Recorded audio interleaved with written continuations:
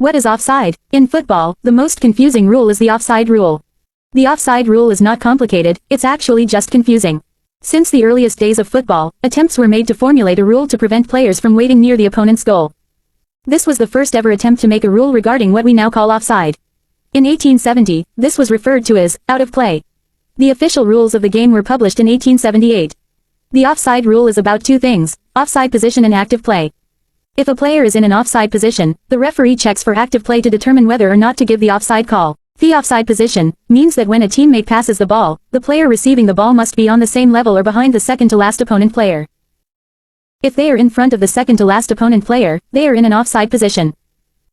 All parts of the head, torso, or legs that can score a goal must be on or behind the offside line.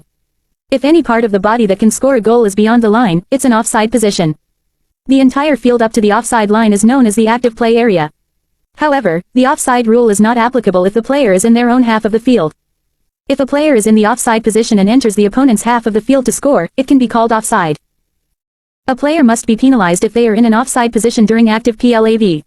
Now, let's look at active play and how to determine if a player is interfering with play from an offside position.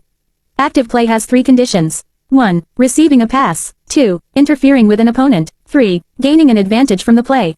When a teammate passes the ball to a player in an offside position, and that player receives the ball, this is an offside offense. If an attacking player, from an offside position, interferes with an opponent's attempt to play the ball or block their sight, it is considered interference with the opponent. When a player gets a rebound or a deflection from an offside position, it is considered gaining an advantage from the play. There are three situations where the offside rule is never applied: goal kick, throw-in, and corner kick. Now let's see how assistant referees signal offside. If the offside player is on the near side of the field, the assistant referee raises the flag at a 45-degree angle pointing downwards.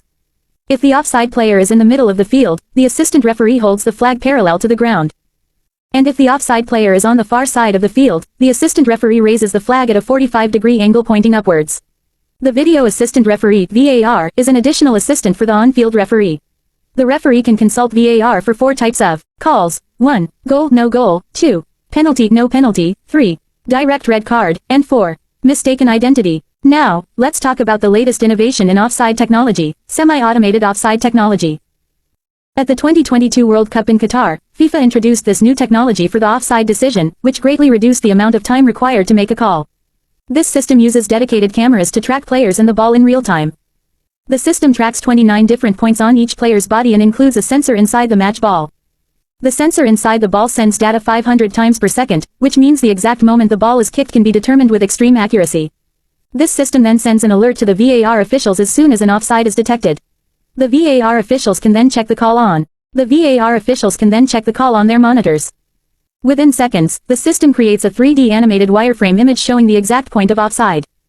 This information is then sent to the on-field referee, and displayed on the stadium screen, all within a matter of seconds.